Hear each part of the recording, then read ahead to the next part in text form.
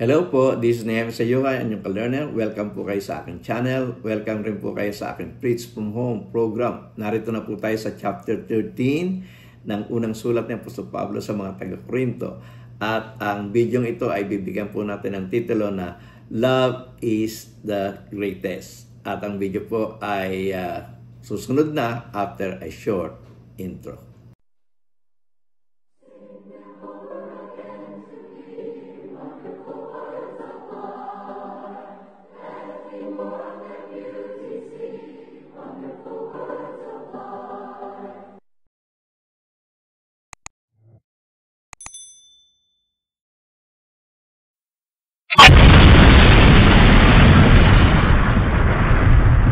Magandang gabi mga kapatid, muli tayo mag-aral ng banal na salita. Sa pagkakataong ito ay narito na po tayo sa chapter 13 ng sulat ni Apostol Pablo sa mga taga-Korinto. At bago natin puntahan ang chapter 13 ay muli natin sariwain ang ating nakaraang video na may titulo na There are many parts but one body. At ang video ito ay kinuha natin. Ang titulo doon po sa 1 Corinthians chapter 12 verse 18 to 20 na ganito po ating mababasa. But in fact, God has placed the parts in the body, every one of them, just as He wanted them to be. If they were all one part, where would the body be? As it is, there are many parts but one body.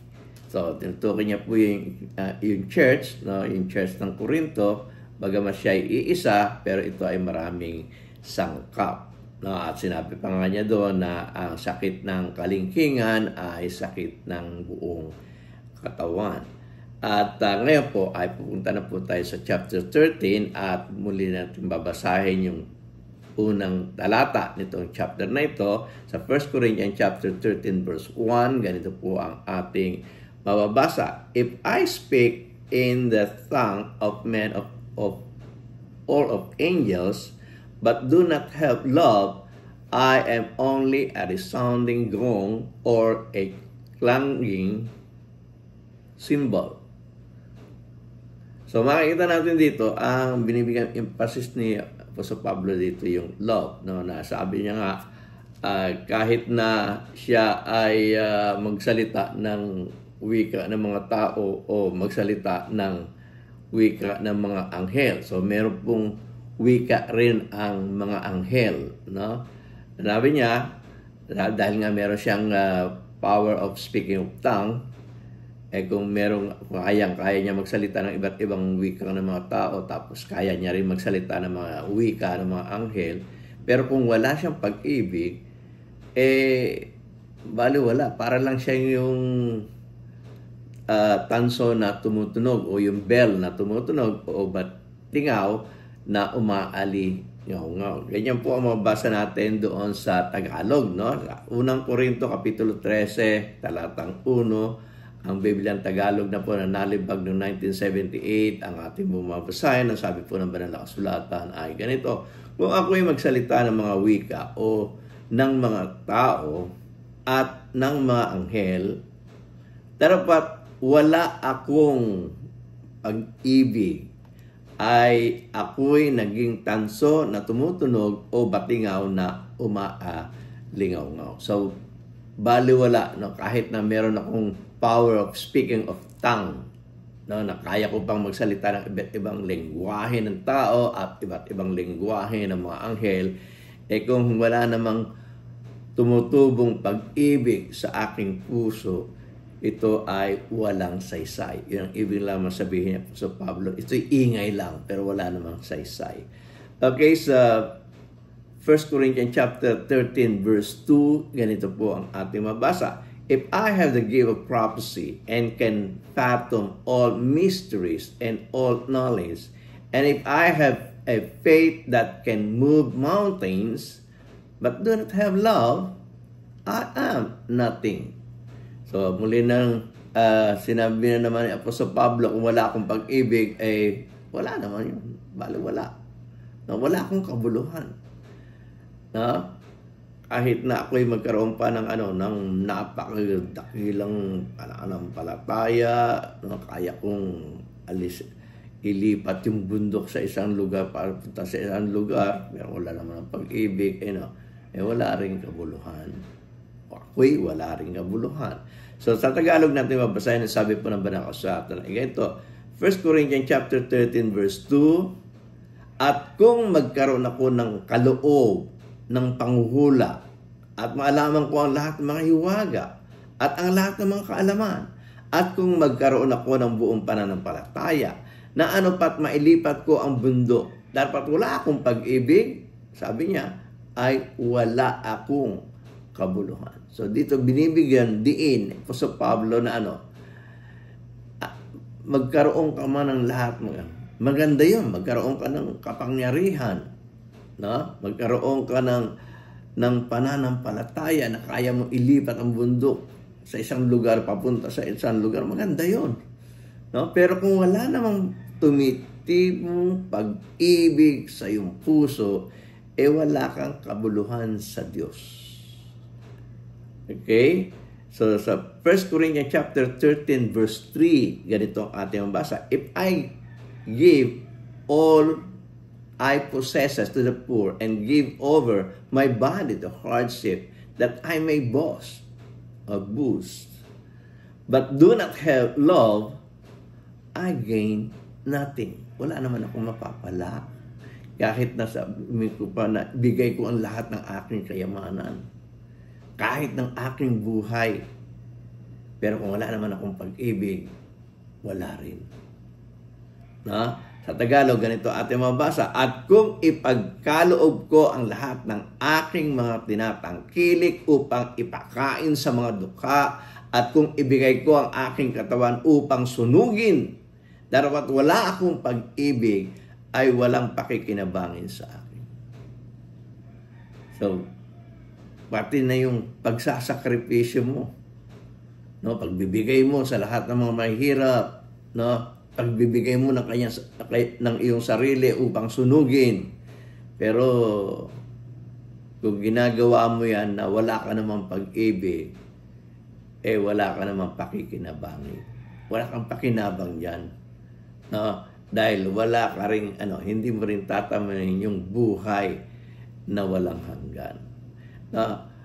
Yung pag-ibig, yung salitang pag-ibig sa Greek, no, na sa sa English ay love, sa Greek po yan ay may tatlong iba't ibang salita na ginagamit ang mga Grego, no, at ang Biblia natin ay isinulat sa Grego, no, at itong tatlong salitang ito, isa lang dito yung gustong gawin natin, no, gusto ng Diyos na gawin natin sa ating kapwa.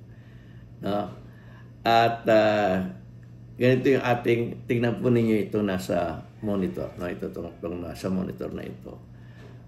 Pansinin nyo, there are 3 different words for love in Greek, and each word means something different in Scripture. Na merong salitang eros, no? Pero yung salitang eros, parang hindi ko pa nakitang nabasa doon sa Bible. Pero posible meron itong salita na ito doon sa Bible. No? Aminado naman ako, hindi ko pa nabasa. Yung eros po is based on the feelings and is me-oriented. Yung pag-ibig na ako lang naman rin yung makikinabang. Yan yung pag-ibig ng mundo. No, na iniisip natin yung pag-ibig na inuutos ng Diyos sa atin. Ito yung feelings No, ikaw yung nakikinabang. Crush mo yung tao, gusto mo makasama lagi. No, ikaw rin nakikinabang kasi kapag nakikita mo siya, masaya ka, kaya gusto mo siya.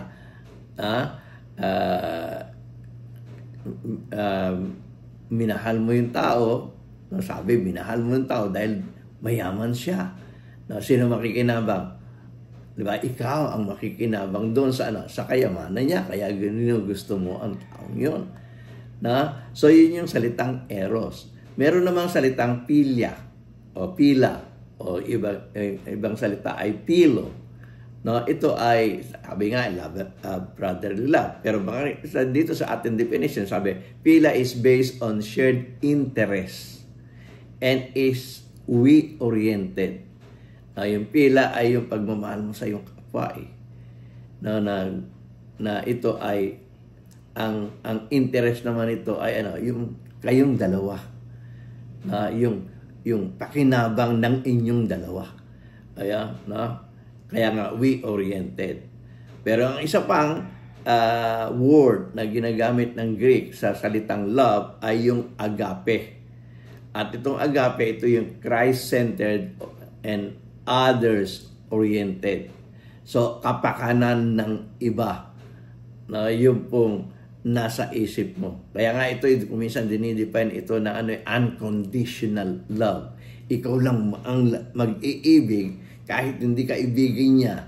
Ang mahalaga, yung pag-ibig na ibibigay mo sa kanya ay makikinabang siya. Sa kanya yung pag-ibig.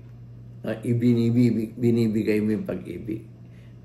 Okay? So, yan po yung definition ng tatlong word na na sa Greek nang may kinalaman sa pag-ibig o sa English ay love. At sa Bible, yung itong sa 1 Corinthians at iba pang mga talata sa Bible, yun po ang ginamit, yung salitang love, yung agape. Agape. Na ito ay, ang pronunciation nito, agape o agape. At ang meaning po nito ay love, benevolence, goodwill, esteem, love, feast. Ito po yung kahulugan ng agape. Kaya nga nakita natin yan, yung agape ay benevolence. Sa King James Version nitong ating binabasang 1 Corinthians chapter 13, ay ang love dyan ay charity. Charity ang ginamit nilang word, translation ng agape sa Greek. So, makikita natin ito ay pagbibigay, pagtulong, pagdamay. Pero sabi nga ni Apostol Pablo, kahit ibigay mo pa yung lahat ng mga yung pag-aari, at kahit na ibigay mo pa yung iyong sarili para sunugin, kung wala ka nitong agape, ay wala rin. So, makikita natin, ito po yun. Ngayon, dito po ay pinag-ukulan ni Apostol Pablo na bigyan ng definition, na kumpletong definition itong agape, itong agape love. At yun yung mababasa natin sa 1 Corinthians chapter 13, verse 4 at patuloy nating pagbabasahin hanggang sa umabot tayo sa chapter verse 13. Ganito po ang ating mababasa. Love is patient. Love is kind. It is not envy. It does not boast. It is not proud. Yun yung definition ng love. At yung love na yan nga yung ginamit, yung agape, yan yung ginamit doon sa for God so loved the world. Yung love po dyan ay agape. Mahal ng Diyos ang buong mundo. Yung interest ng buong mundo, interest ng mga makasalanang tao ay iniisip ng Diyos. Sa kapakanan, ang iniisip niya is sa kapakanan nung mga sinners. Okay? Ginamit diyan yung agape. Ginamit rin yung salitang agape doon sa if you love me, keep my commandment. Kung mahal mo ko, ay sundin mo ang aking mga utos. At yung ang utos ng ating Panginoong Diyos na pangunahin ay love your neighbor as yourself. At yung love dyan ay agape rin. So, yan yung po yung mga, yun yung dapat nating makita sa salitang ito. At pansinin po natin, itong salitang ito ay hindi feelings, kundi ito ay responsibility, utos ng Diyos na ibigay mo sa iyong kapwa. Okay? So, ito'y utos ng Diyos. Kaya nga, sa definition niya, nito pong agape, sabi niya, love is patient. Kung ipag-uukulan mo ng pag-ibig ang iyong kapwa, dapat ikaw ay patient. Love is kind. It does not envy. It does not boast. It is not proud. Okay? Sa Tagalog yung sabi, ang pag-ibig ay mapagpahinuhod at magandang loob. Ang pag-ibig ay hindi nananaghili. Ang pag-ibig ay hindi nagmamapuri. At hindi nagpapalalo. Kung pag-uukulan mo ng pag-ibig ang iyong kapwa, dapat ganito. Dapat ganito yung pag-ibig na ipag-iukol mo sa Kanya. Okay? Dapat ikaw ay mapagpahinuhod. Dapat ikaw ay magmagandang loob. Dapat ikaw ay hindi seloso, hindi naiinggit, no? Dapat ikaw ay hindi nagmamapuri, no? Gagawa ka nga ng iukol mo nga yung pag-ibig mo sa Kanya, tutulungan mo siya, dadamaya mo siya, pero pinagmamapuri mo, ako, tumulong ako dyan, ako. Hindi po. No? At ang pag-ibig ay hindi mapagpalalo. Okay? Alisin mo yung pride. Hindi ka mapagpalalo. Okay, sa pagpapatuloy ng definition na ginagawa ni Apostol Pablo, ay mababasa natin sa 1 Corinthians chapter 13 verse 5, ganito ating mababasa. It does not dishonor others. It is not self-seeking. It is not easily angered. It keeps no record of wrongs. Okay, so kung iibig ka sa iyong kapwa, dapat hindi, ito, Tagalog na po natin mabasa sa 1 Corinto Kapitulo 13, talatang 5, ganito sabi, kung hindi nag-uugaling mahalay, hindi hinahanap ang kanyang sarili, okay? Hindi nayayamot, hindi inaalumana ang masama. So, yan yung pag-ibig na dapat mong iukol. Yan yung definition ng pag-ibig na dapat nating iukol sa ating kapwa. Okay, so 1 Corinthians chapter 13 verse 6 to 7. Ganito ating mabasa. Love does not delight in evil, but rejoices with the truth. It always protects, always trusts, always hopes, and always perseveres.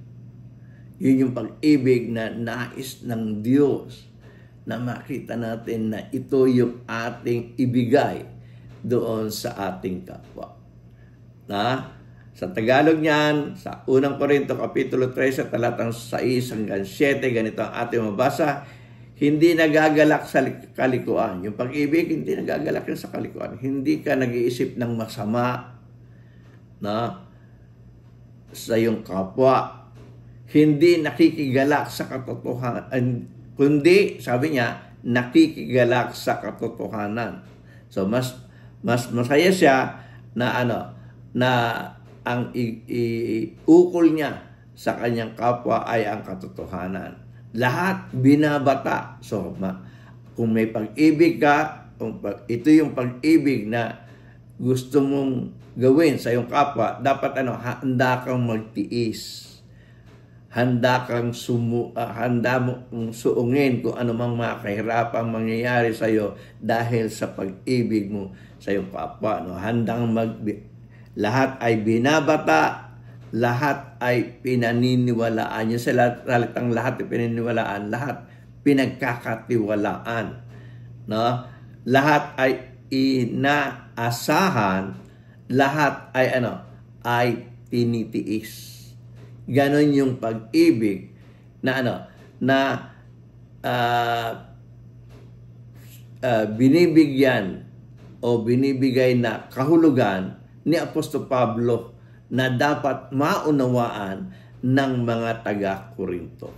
Sa pagpapatuloy ng ating pagbabasa sa 1 Corinthians chapter 13 verse 8, ang sabi, love never fails. But where there are prophecies, they will cease. Yung prophecy, they will cease.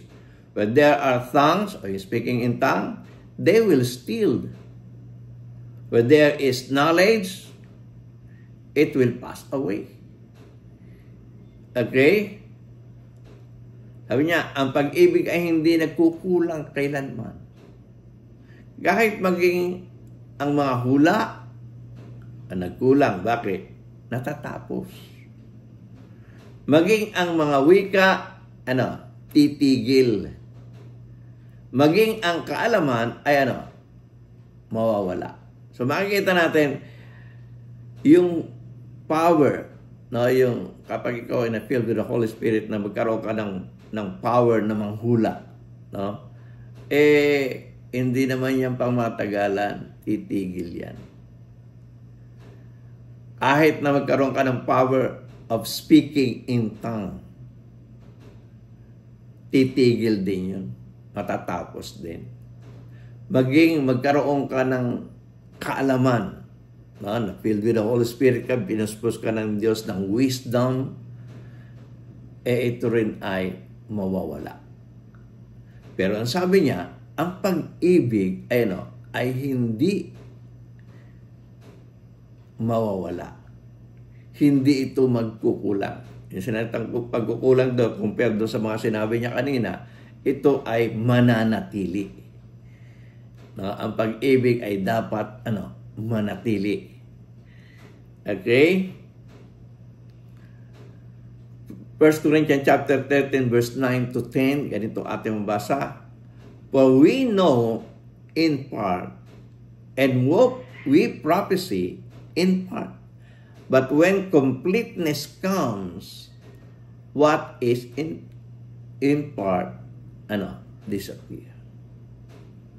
Sabi niya sa Tagalog, 1 Corinto Kapitulo 13, talatang 9 hanggang 10, ganito ating mabasa, sapagkat nangakikilala tayo ng bahagya at nangahuhula tayo ng bahagya. Dapat kung dumating ang sakdal, ang bahagya ay ang bahagya matatapos. So yung panguhula part lang yan Hindi yan pangkabuuan. Part lang ng mga panukala ng Diyos. Yung pagkakilala, part din yan ng yung knowledge, part din yan nung kabuuan ng panukala ng Diyos.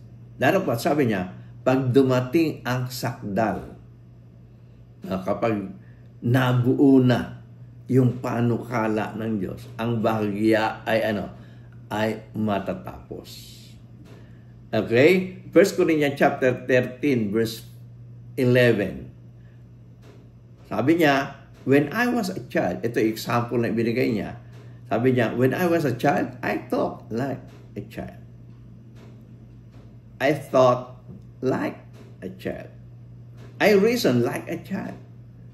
When I became a man, nag-full grown na ako, I put the ways of childhood behind me. Okay? So sa Tagalog, ang sabi niya, nang ako'y bata pa, nagsasalita ako gaya ng bata. Nagdaramdam ako gaya ng bata. Nag-iisip ako ng gaya ng bata. Ngayon, maganap na ang aking pagkatao. Nakarating na ako doon sa fullness ng aking pagkatao, yung maturity ng aking pagkatao. Iniwan ko na ang mga bagay na pagkabata. So itong sa example na itong binibigay ni Apostol Pablo, merong talagang iiwanan ka na. Pero mananatili ka doon sa doon sa bagay na ito ay pang habang buhay o ito ay mananatili magpakailanman. At ito'y kinukumpara niya yung yung power to prophesy, power to speak in tongue, na power of knowledge. Yun yung tinutukoy niyang bata, na ito ay iiwan na sapagkat yung kaganapan ay dumating na. At yung sinasabi niyang ito yung pag-ibig. So ang dulo, ang purpose, ang goal nitong lahat ng mga plano ng Diyos ay may kinalaman sa pag-ibig. At yun rin ang nagbuntog sa kanya o nagtulak sa kanya upang isugo ang kanyang anak para masolusyonan yung problema ng mundo. Sabi niya nga, for God so loved the world. Diba? So ito yung nagtulak para ang kanyang kagustuhan na ang mga sinners, yung world, ay maligtas. Ito ay dahil doon sa kanyang pag-ibig. Okay, 1 Corinthians chapter 13 verse 12. Ganito ating mabasa. For now we see only a reflection as in mirror. Then we see face to face. Now I know in part, then I shall know fully, even as I am fully known. Sa Tagalog, ganito ating mabasa, sapagat ngayon malabo tayong nakikita sa isang salamin. Pag tinignan natin yung salamin, nakikita natin, pero hindi ito natin na memorize eh. Pag alis natin sa salamin, hindi na natin nakikita yung ating mukha. Di ba? Sapagkat ngayon malabo tayong nakakita sa isang salamin, ngunit pagkatapos ay makikita natin sa mukhaan. Ngayon nakikilala ko ng bahagya, ngunit pagkatapos ay makikilala ko ng gaya naman ng pagkilala sa akin. So, bibigyan rin natin pansin itong salamin.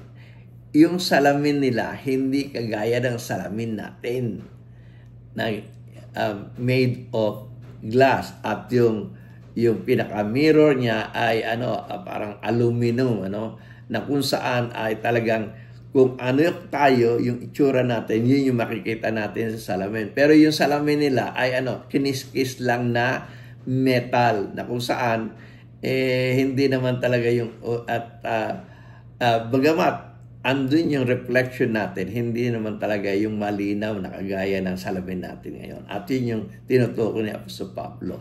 Hindi pa masyadong malinaw. Pero yung tunay na mukha natin, makikita natin na ito yung kaganapan. Ito yung talagang totoong ako. Yun yung ibig sabihin ni Apostol Pablo dito sa 1 Corinthians chapter 13 verse 12 na binibigyan niyang example para sa salitang pag-ibig. So, pagdating po sa 1 Corinthians chapter 13 verse 13, ganito ang ating mabasa. And now, these three remain. Ano yung three na yan? Yung faith, hope, and love. Basahin ko na lang muna tuluyan. And now, these three remain. Faith, hope, and love. But the greatest of these, is love. Sa Tagalog niya nang sabi, dapat ngayon nananatili ang tatlong ito. Yung pananatili ng tatlo. Ano yun? Ang pananampalataya. Nananatili ang pananampalataya. Ang pag-asa. Nananatili ang pag-asa. Ang pag-ibig. Nananatili ang pag-ibig. Pananampalataya, pag-asa, pag-ibig. At ang sinasabi niya, ngunit ang pinakadakila sa mga ito ay ang pag-ibig.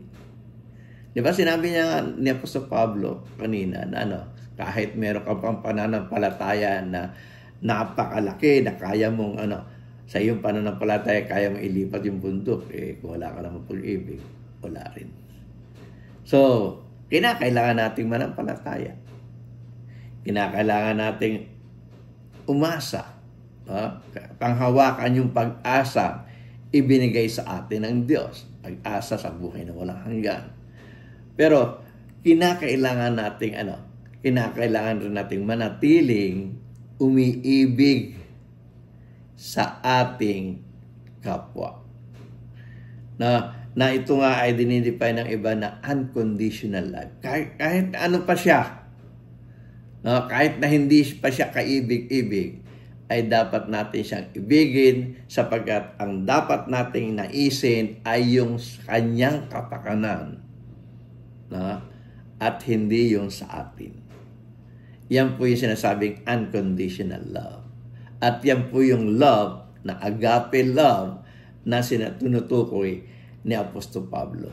At ito po ay hindi nakabase doon sa iyong damdamin, kundi nakabase sa pagsunod mo sa kagustuhan ng Diyos na ibigin mo ang iyong kapwa. Isipin mo ang kapakanan ng iyong kapwa. Nagaya ng ginawa ng ating Panginoong Kristo. Kapakanan ng kapwa niya, kapakanan ng buong mundo, ang inisip ng ating Panginoong Kristo nang bumaba siya sa lupa bilang tao, mamatay upang pagbayaran ang ating mga kasalanan. And the greatest of this is love. Ito po ang chapter 13. At susunod po nating video gagawin ay chapter 14. Naniniwala po ako patuloy kayong sasama sa akin sa pagtalakay ng mga serye ng ating pag-aaral dito sa unang Korinto na isinulat ni Apostol Pablo. Muli ako po si Nehemia Sayuhay, ang inyong ka-learner.